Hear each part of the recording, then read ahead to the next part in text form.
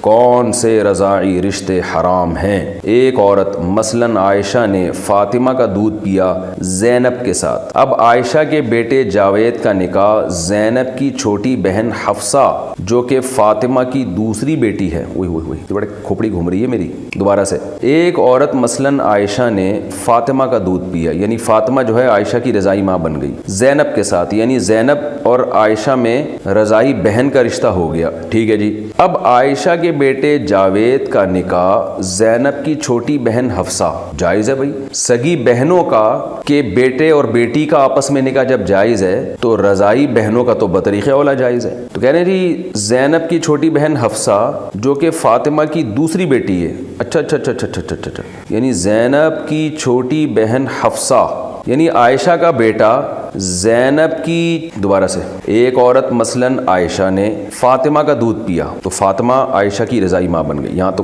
Clear ہو گئی بات. زینب کے ساتھ یعنی فاطمہ کی ایک بیٹی زینب بھی تھی. ٹھیک ہے جی. یہاں تک بھی کلیئر ہو گیا. یعنی زینب اور عائشہ دودھ شریک بہنیں ہو گئیں. اب عائشہ کا بیٹا جاوید اس کا نکاح زینب کی چھوٹی بہن حفصہ یعنی زینب کی چھوٹی بہن حفصہ جو کہ فاطمہ کی دوسری بیٹی ہے اس کے ساتھ جائز ہے یا نہیں؟ دیکھیں یہ جو حفصہ ہے نا یہ زینب کی چھوٹی بہن ہے.